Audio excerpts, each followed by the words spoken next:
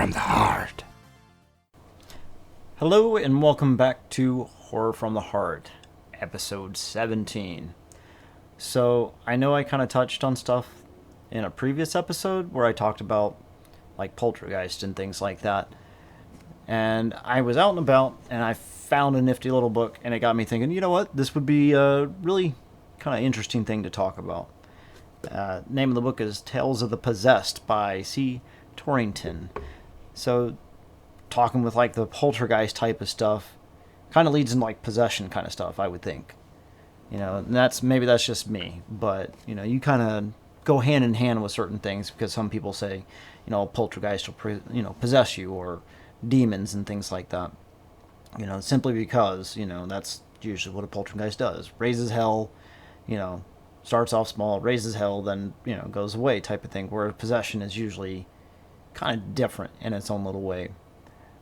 And that again goes into that whole like real life horror type of stuff, in my opinion, because it's spirits and things like that. It's real life experiences and things like that. And there's tons and tons of accounts out there of people who have been possessed. I mean, hell, look at the Exorcist movie. It's based on a true story. Now, granted, it wasn't a little girl named Reagan. It was a little boy. And it was, I think it was a lot more horrific in certain ways compared to how the movie was. Like, of course, you got theatrics and dramatics and stuff like that come along with the movie, but when it comes to like the real life stuff, it's a lot different. Now, with like the whole possession thing, a lot of people kind of put it in that context of like, well, the only way you get rid of a possession is through exorcism. But there's plenty of them out there that sit back and say that you don't have to do an exorcism. It just depends on what it is that you believe. So like you go into like voodoo type of stuff, you're literally being possessed through voodoo rituals and things like that. And if you don't know anything about like voodoo, there's a lot of interesting stuff when it comes to voodoo. A lot of interesting black magic, white magic type of stuff that goes on with that. Possession is one of those. A lot of their spiritual shaman type people would actually get possessed to be able to speak and commune and tell fortunes and futures, or even bring about curses on people simply by letting themselves be possessed. Now, that was going into that kind of thing, one of those ones where it's like, it kind of makes you wonder if you do believe in like possession and exorcisms and all that kind of stuff, is that something where you have to let something like that into your body, or can it just take you just because? Like with demons, a lot of exorcisms deal with demons, and on something like that, they usually say that there's specific rule sets that you kind of have to follow when it comes to demons. There's specific prayers. You have to know the name of the demon in certain ways, before you can actually do anything about it. But then you have like the poltergeist type of thing where like it might be a demon, it might be a ghost. And a lot of them don't really do exorcisms for that, and it just kind of goes away. And you have other ones like even with like the Vikings and stuff like that. They had like the berserker rage type of thing, and people associated that with being possessed. It was like a berserker rage that they did, and it was basically seeing red, but they accounted it as being possessed by spirits. And I thought that was kind of an interesting take on that too, because I've heard of the berserker rage thing, but I've never really kind of like delved into it or anything like that. But I just thought it was kind of interesting. But again, like I was saying though, there's tons of stories out there as far as, people who have been possessed and things like that. And of course it goes into different religions as far as what you believe. I know every religion kind of has their own little basis of what they do when it comes to somebody being possessed. And a lot of people kind of brush it off and stuff like that. And it's like, oh, no, a person's just mentally ill or anything like that, But there's stuff out there that really kind of pushes towards, no, that's like a real thing. That's one of the reasons why they tell you don't fuck with the Ouija board.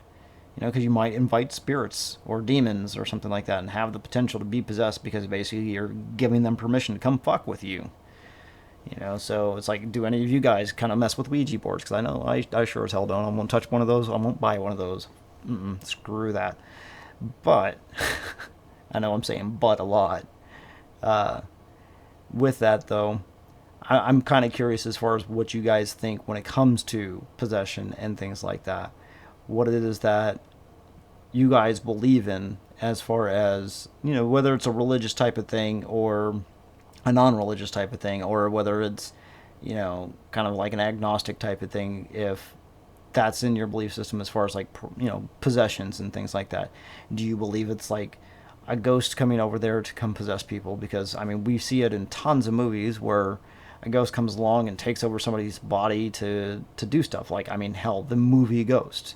Granted, I don't consider that a horror movie, it's more of a romance movie, but with ghosts involved. So like that horror romance type of thing, and Whoopi Goldberg gets possessed by, Patrick Swayze and shit.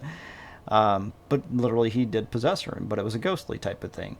Or do you think it's one of those ones where it strictly has to be like an evil entity to be able to come and do that? If you're not inviting that kind of, thing to happen to you. Like you're sitting around with a bunch of friends and somebody starts going crazy, and you think they're possessed. Is that like a demon type of thing or a devil type of thing? Or do you think it's like a ghost type of thing?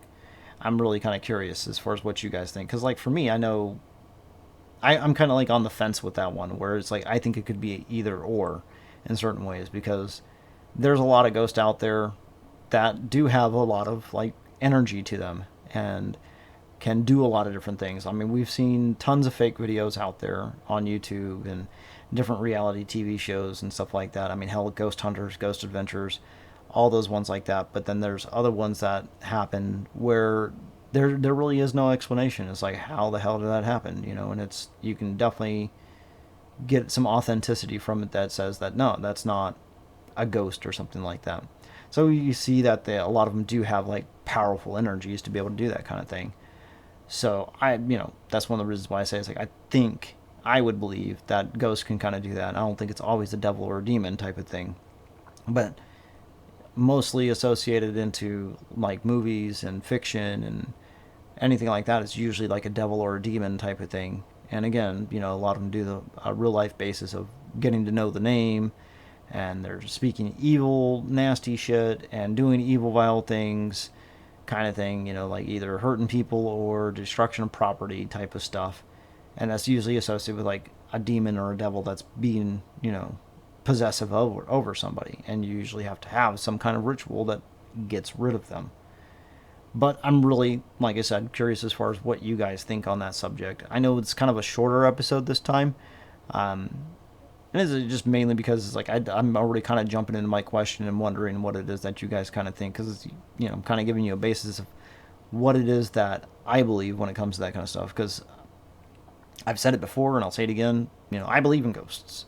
I believe in devils and demons and things like that. That shit like that happens to people. It really does. But that's my own take on that kind of stuff, and that's my own like real life horror type of stuff. Because I think everybody out there who do, they believe in ghosts and stuff like that have some kind of like ghost story, whether it's possession or not. So with that though, I'm going to go ahead and, end the episode on that. Feel free to leave a comment down below if you're watching on YouTube. Hit the like button, hit the subscribe button, share it with people. If you're listening to it on a podcast, leave me a comment down below, good review, bad review, whatever it is that you guys want to do. Whether you like my stuff or you don't like my stuff. That's all up to you. I'm still going to be working on trying to get video up of the Visage gameplay, and hopefully some other, stuff like VR and things like that too, up on the YouTube channel. So please keep an eye out for that. It's taking me a little bit longer than it probably should, but I mean, it's, I've had a lot of stuff going on. Everybody does. So thank you for making it to the end of the episode, and thank you for listening. And I will see you guys in the next episode.